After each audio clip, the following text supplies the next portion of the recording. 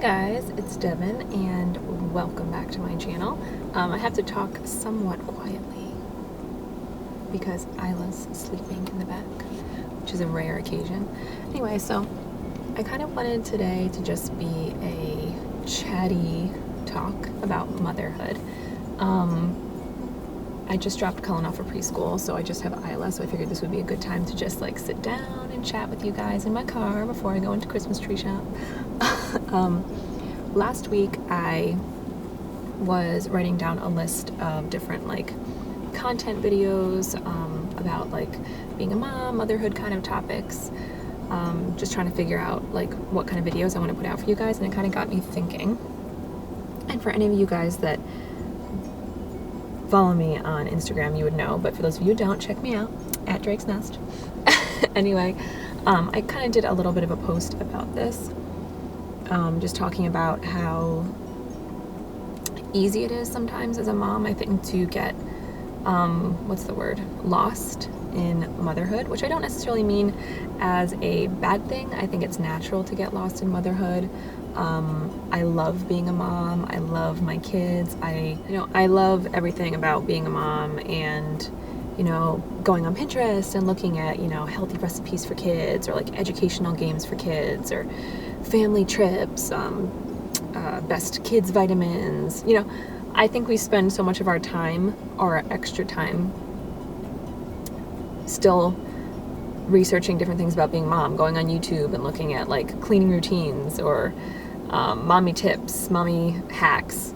That just like becomes completely who we are. And I think sometimes, I know with myself, I don't know if you guys feel the same way, but I would just wake up one day and be like, who am I? Like, I kind of forgotten, who I was before I had kids. And I think that's natural. I think especially like as a new mom, when your kids are small, as a first time mom, I definitely noticed that with Cullen, probably like the first year. I think after a year, I slowly weaned him off of nursing. My body kind of was going back to normal. That's kind of when I started feeling a little bit more like myself. But, then we went through the 2 miscarriages in between, and we also, found out that Cullen had a speech delay. So we were like dealing with evaluations and speech therapies, and I was spending all my time researching, speech delay, activities I could be doing, diet changes for him, supplements, like that's what I was doing. I wouldn't change that for the world, because I think a lot of it made a big difference with him and it helped a lot. And, researching for myself, trying to get pregnant again, and nutrition, like that was my complete focus. Again, which is natural and I think is wonderful. But I think, again, you get lost. And it wasn't until like between 2.5 and 3, right before I got pregnant with Isla, there was like this small window of maybe like 6 months. And I was like, you know what? I need to make myself a little bit more of a priority. I was going to the gym more, not a lot, but 2 to 3 times a week. I was eating healthier again. I was, trying to just do a little bit more things for myself and things that I enjoyed. And it felt good. They become a little bit more independent, your kids, as they get a little bit older, and you kind of have a little bit more time to do that kind of stuff. But then I got pregnant again. And then kind of just the cycle begins. And, obviously that was a blessing, and that was something we were trying for, and it was amazing. And I'm so blessed that both of my kids are very good, happy, smiley kids. Cullen was so much that way, and Isla is just hilarious. She's such a little character, and she's smiley all the time. But she's a lot of work. She's my boy. I feel like she's climbing on everything, opening, cabinets, trying to put things in her mouth, falling down, She's my active one that never stops, and you can't keep your eyes off them. And it's different when, your first pregnancy, if you're tired, you go lie down. If after your child is born and they're napping, you can nap with them. It's kind of a little bit different, whereas going from 1 to 2, nobody tells you, but it's going from like 1 to 10. At least it was for me. It was very difficult adjustment for me, especially during my pregnancy. I have difficult pregnancies, and I was so sick, and you can't just go sleep because you have another, baby toddler to look out for.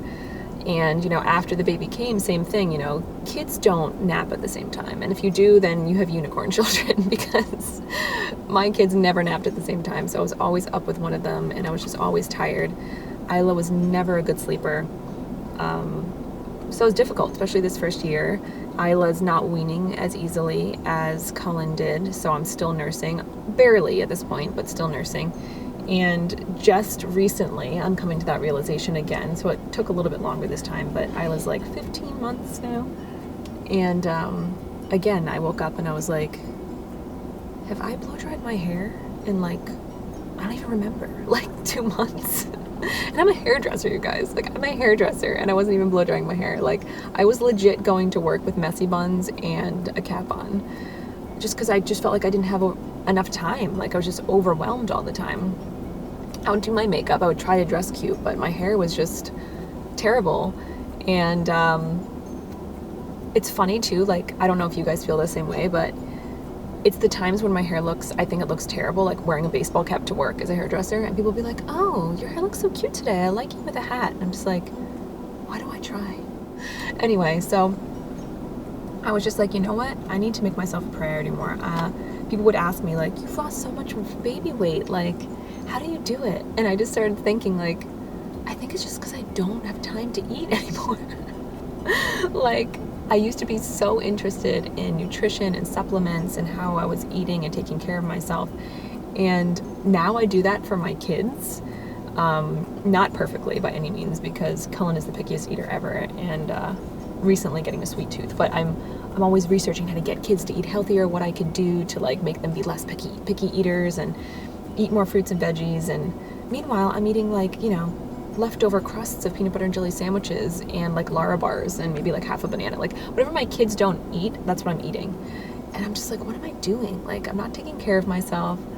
I just didn't feel like myself. And now I'm realizing, you know, I need to make myself as a priority again.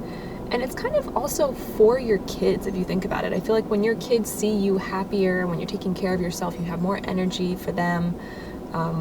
When you give a little bit of your time for your passions, like, you're more passionate and you're more passionate about what you do, and it rubs off on your kids. So I've been trying to take care of myself a little bit more, and that doesn't mean it's going to be the same as it was before you had kids, but you know, like, I've been blow drying my hair again, and maybe it's only once a week, and maybe I'm blow drying it in the kitchen while my kids are eating breakfast.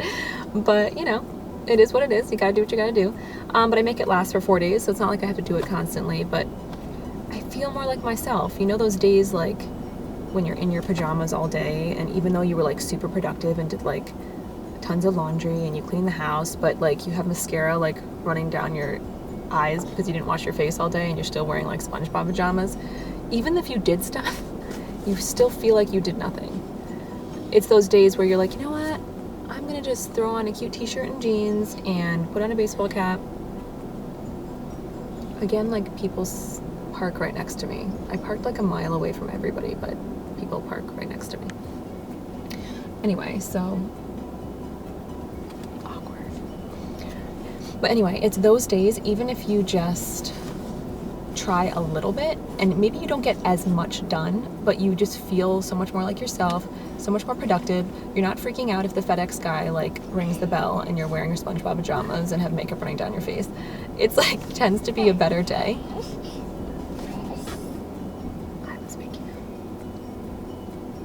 Anyway, so just doing little things to feel more like yourself. I haven't been working out a ton, but I'm trying to get back into routine. And I'm never going to be like, you know, working out 7 days a week. But if I can get to the gym like twice a week, maybe 3, I feel a little bit better. You know, you feel like you're doing something a little bit for yourself. Like, you just kind of like have to remember, like, who was I before I had kids? I kind of forget sometimes that you guys don't know me, like, totally in my personal life. So you don't really know too much about me. I love art. I was always super into art and being creative, and I would oil paint and sketch and charcoal sketch, and my mom was always super artistic. My brother is a photographer. My younger brother did photography and is super creative in his own right. And let me get Isla out.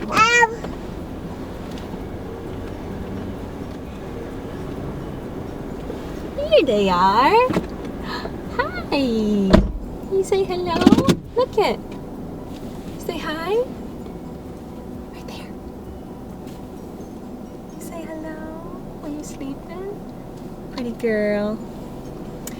Anyway, I know I'm probably rambling around on, but you know, make a little time for yourself to do stuff that you loved. I used to love to draw and be creative, and loved music. I used to play guitar and sing, and I loved traveling and exploring, and you know, that will change again, and you'll have time for that again at one time. But in the meantime, make a little time, even if it's like 15 minutes a week. You know, play a little bit on your guitar, go for a run, pick up your paintbrush, do a little something, read a book, start a journal, like something for just yourself. Even if it's a little bit of time, it goes a long way. Just remind yourself of who you were before you were a mommy to your little squirts. But yeah, leave your comments below, things that you guys love to do, things that you do to keep yourself sane and more yourself. We can all share tips and tricks with each other as a mom. And if you're not subscribed to my channel, please subscribe for future updates. If you're already subscribed, welcome back, you guys. Sorry this video was just kind of chatty and rambly, but this one's awake now, so we gotta go on to Christmas tree shop. And I'll see you guys next time. Stay tuned. Bye.